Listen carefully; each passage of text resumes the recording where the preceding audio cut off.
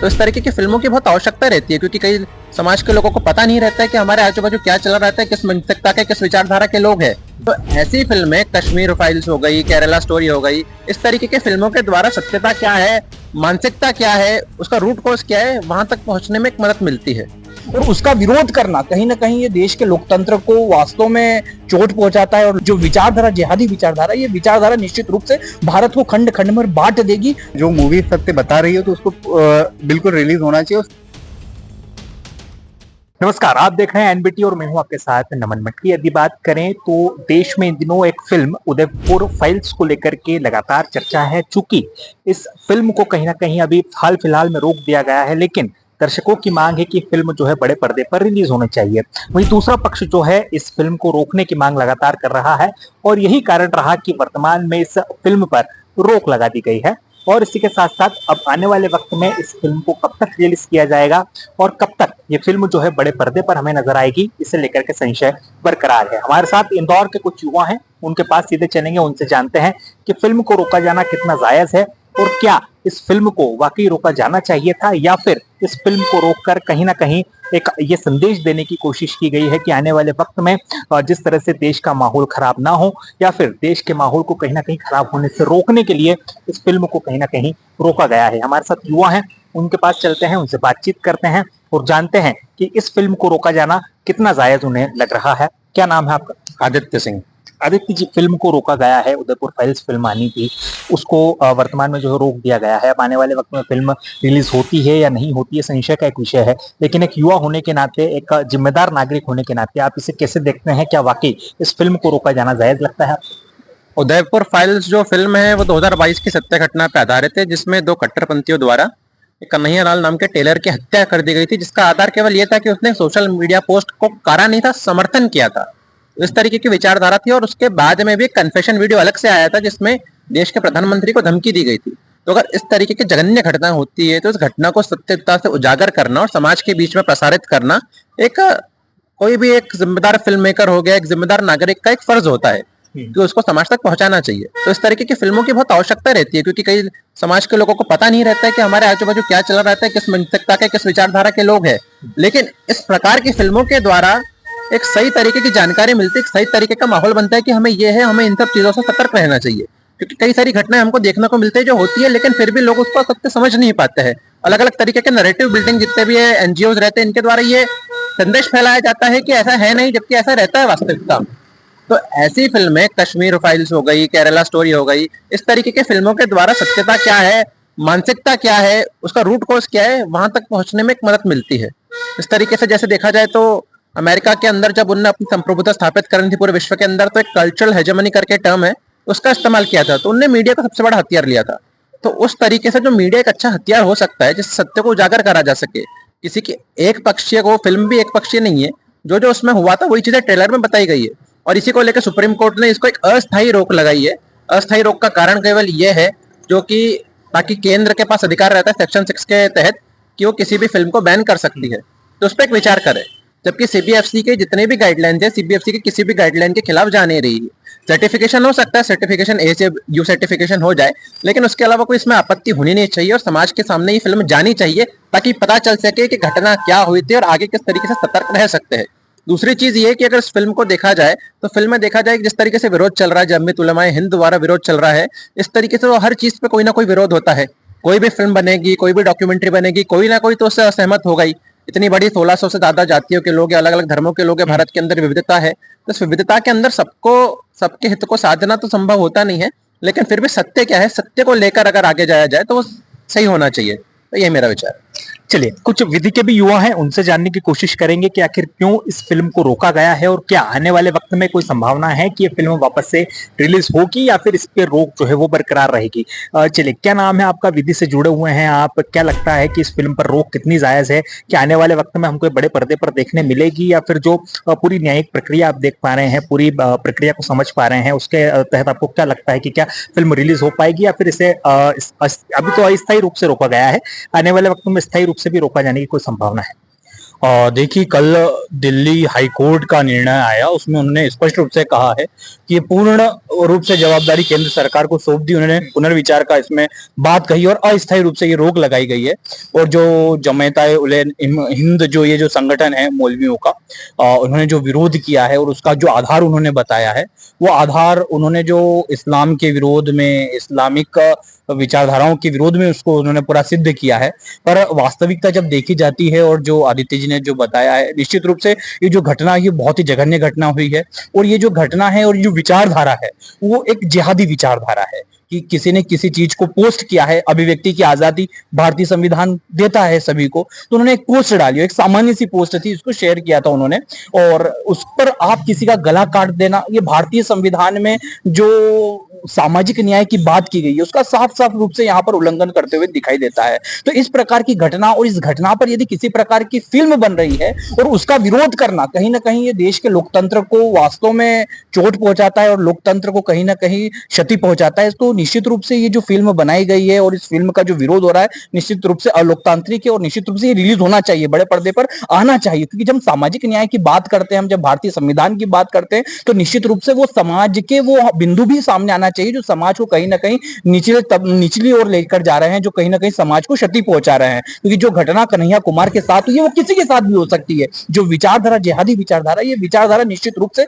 भारत को खंड खंड में बांट देगी और निश्चित रूप से भारत का नुकसान पहुंचाएगी। तो इसलिए इस प्रकार की मूवियों को रिलीज होना चाहिए, इस प्रकार की मूवियों को बड़े पर्दे पर आना चाहिए। और कानूनी रूप से भी ये केंद्र सरकार के पास ये अधिकार गए हैं, तो अब केंद्र सरकार तय करेगी और निश्चित रूप से इसके ऊपर स्थायी रोक तो अब नहीं आएगी, निश्चित रूप से ये बड़े पर्दे पर रिलीज होगी।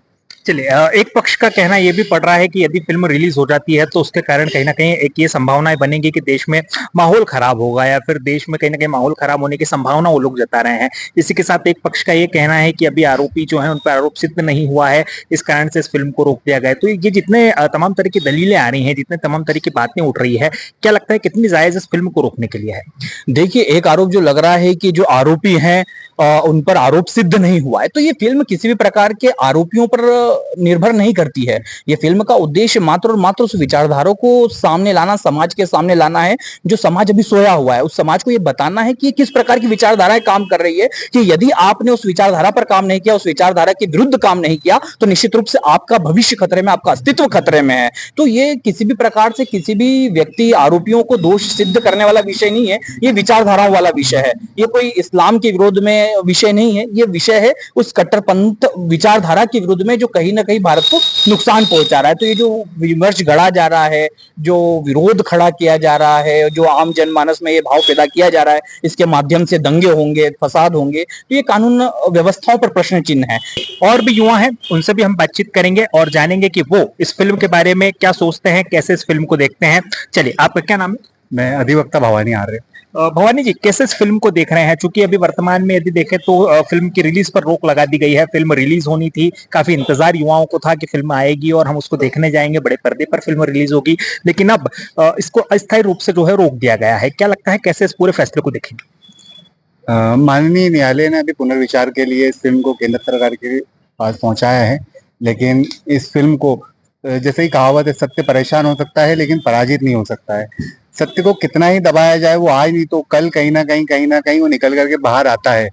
कन्हैया लाल ने नुपुर शर्मा के बयान का सिर्फ मात्र समर्थन किया था, वो भी सोशल मीडिया पे, लेकिन कुछ जिहादियों ने, कुछ कट्टरपंथियों ने और कहा जाए कि जिन कट्टरवादी सोच रखने वाले लोगों ने उसकी निर्मम हत्या कर दी और उसके घर में ही जाकर उसकी हत्या कर दी। उसके तो इस जैसे लोगों पर कहीं ना कहीं एफआईआर और सारी तमाम चीजें हैं। कई लोगों को कानून के दायरे में रहकर भी काम करना चाहिए, लेकिन सत्य को दबा करके कब तक रखा जाएगा? आज ज्ञानव्यापी मस्जिद ना बोले, ज्ञानव्यापी मंदिर है, तो वो मंदिर है कहीं ना कहीं। वो जो सत्य है वो भले वर्षों बाद उसको लग जाते हैं। 500 साल का हमने युद्ध लड़ा, लेकिन आज राम मंदिर का जो भव्य स्वरूप हम देख रहे हैं वो हमारे सामने है।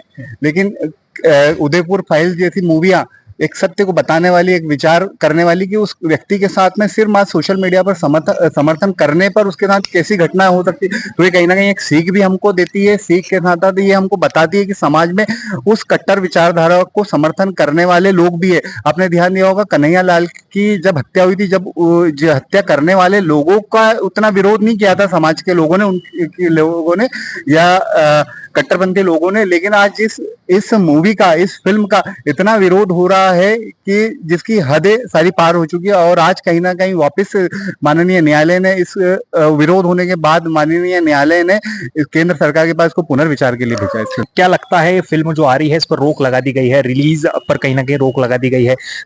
इंतजार था कि फिल्म रिलीज होगी, बड़ी संख्या में लोग उसको देखने पहुंचेंगे, लेकिन अब अस्थायी रूप से उसको रोक दिया गया है। कैसे देखते हैं इस पूरे घटना को? इस मूवी पे जो फिलहाल रोक लगी हुई है वो ठीक है, न्यायालय के विचाराधीन है और होना भी चाहिए, क्योंकि इससे धर्म से जुड़ी जो वैचारिकता है वो अपने देश में पहले भी काफी फैल चुकी है। और पहले भी क्या, असुर जैसी वेब सीरीज ने हिंदुओं की गलत इमेज क्रिएट करने की कोशिश की थी। ऐसे ये जो मुसलमान पक्ष है उसके विरोध में हो सकती है। तो ठीक है, इसका पहले न्यायालय के द्वारा इस पे विचार होना चाहिए। और रिलीज होने के पहले हमें ये भी ध्यान रखना चाहिए कि जो देश का युवा है वो डिजिटल मीडिया से बहुत जल्दी इन्फ्लुएंस हो रहा है आजकल। तो उससे क्या हो रहा है कि जैसी इमेज मूवी में दिखाई जाएगी, लोग बिना उसके तथ्य और उसको जाने और मतलब वैसी उस प्रकार से अपनी मानसिकता बना लेंगे और वैसा ही बिहेव करने लगेंगे। तो ये मेरे हिसाब से तो ठीक नहीं है। अगर न्यायालय में है तो विचाराधीन है, तो फिर उस पे अभी स्टे रहना चाहिए। जो ये फिल्म है इसको रोकने का जो उन्होंने एक जो मोटिव बता रहे हैं, क्योंकि कभी भी किसी फिल्म को रोका जाता है तो या तो उसमें सेंसर बोर्ड या केंद्र सरकार को कुछ भी अगर ऑप्शन कंटेंट दिखता है जो गलत हो, जो समाज को गुमराह कर रहा हो या गलत दिशा में ले जा रहा हो, तो वो सही रहता है। पर अगर फिल्म एक एक्चुअल घटना पे बनी है, जो सभी को पता है, सभी के सामने हुआ है, वीडियो रिलीज हुआ है उसका, वो एक जब इतनी सेंसिटिव घटना पर अगर कोई सच्चाई को दर्शाने वाली फिल्म प्रदर्शित हो रही है तो उसको समाज के जागरण के लिए दिखाना आवश्यक है।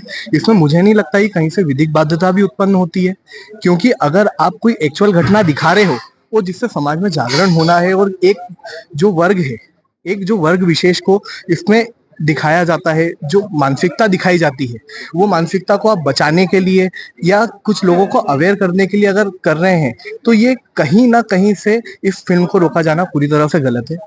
अगर इसको कुछ भी गलत इसमें एडिटिंग की जाती है तो आप उसको कवर कर सकते हैं, पर अगर एक्चुअल घटना है और जिससे अवेयरनेस आ रही है तो इसको दिखाया ही जाना चाहिए। क्या लगता है फिल्म को रोका जाना कितना जायज है?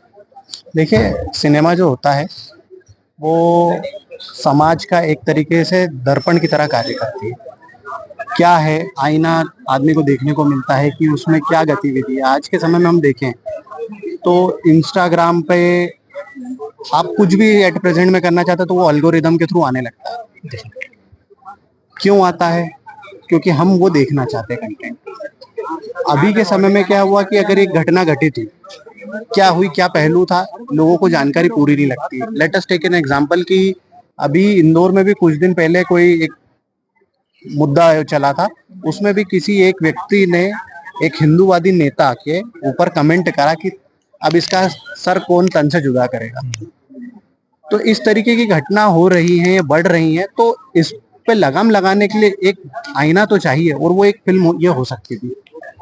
अभी समाज को सबको पता है कि अगर इंदौर में भी ये घटना हो जाए तो उसका जिम्मेदार कौन रहेगा।